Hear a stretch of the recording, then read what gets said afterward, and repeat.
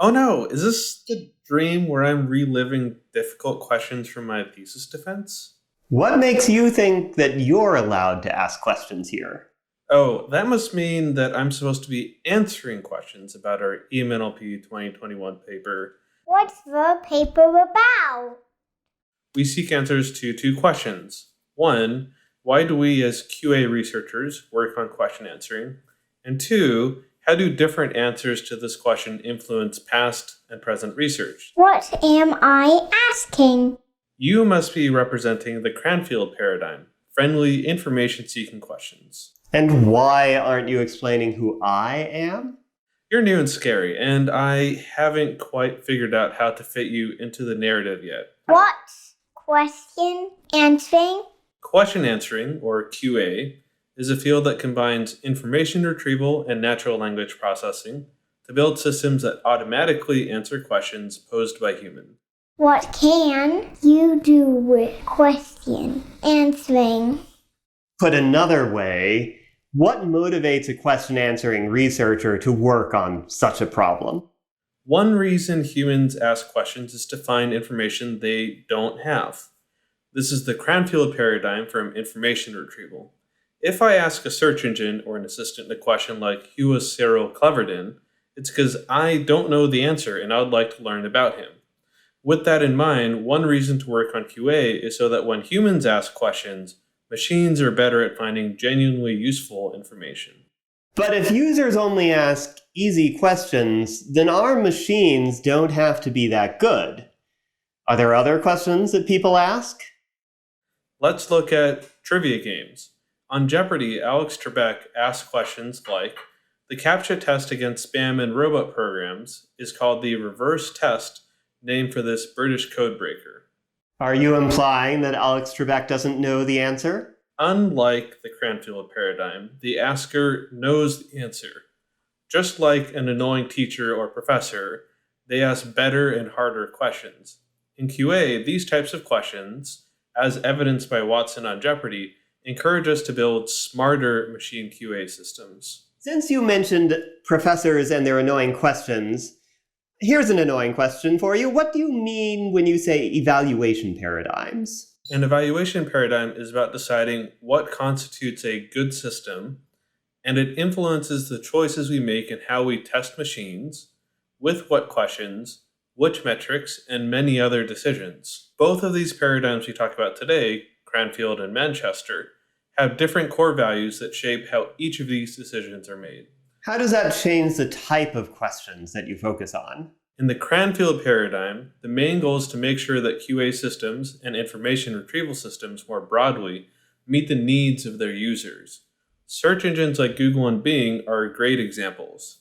Who is Cyril Cleverden? He was a librarian and the creator of the Cranfield experimental tradition, which, working with card indices a half-century ago, spurred a revolution in information retrieval evaluation. This tradition is now known as the Cranfield paradigm, as further developed by Ellen Voorhees and others. But still, those questions might not push us to see the big picture.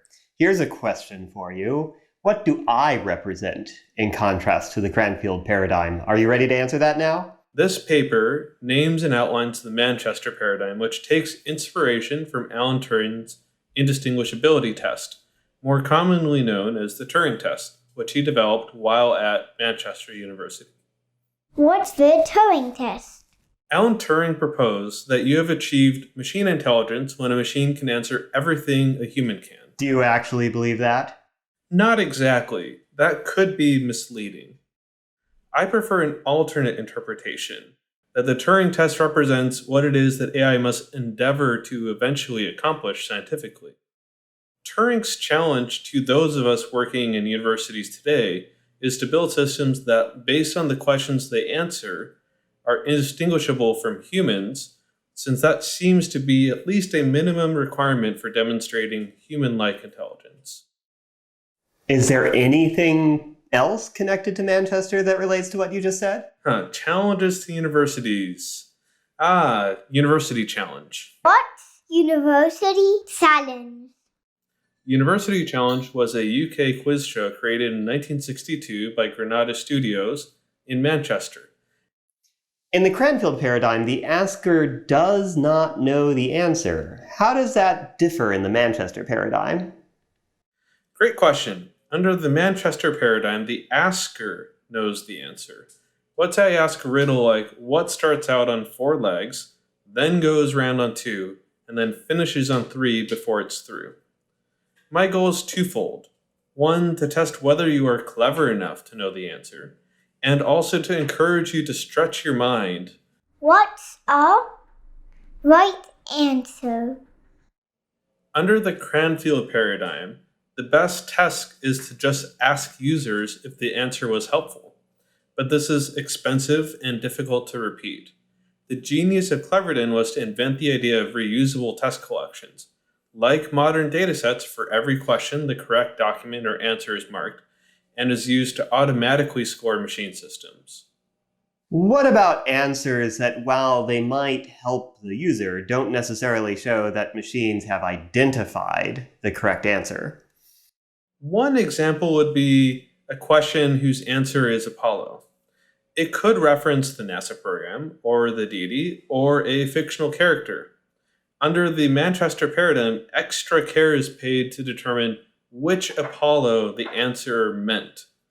For example, we might ask for the corresponding Wikipedia entity, or phrase the question in multiple different ways to tease apart the difference.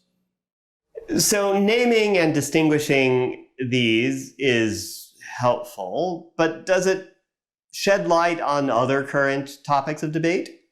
It does. Let's take adversarial questions as one example.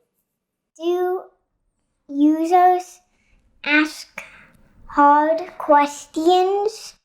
Most users would never ask these questions. So in the short term, these questions may not be helpful to user-centric systems directly, but they are important. For example, adversarial methods are good at finding weaknesses of systems. For example, their propensity to propagate racial, gender, or other biases. How do these paradigms influence research funding and the goals of academic and industry research? While there are exceptions, the majority of industry research, especially applied research, goes towards improving how well QA or IR systems help users. This is extremely sensible since a bad search engine or assistant would go out of business pretty quickly. So what have you learned here? Our inspiration for this paper was to look at all of the QA datasets and keep asking, why are we working on this task? Why was this dataset created? We'd like to encourage the community to keep on asking this question for any task or any dataset or any model,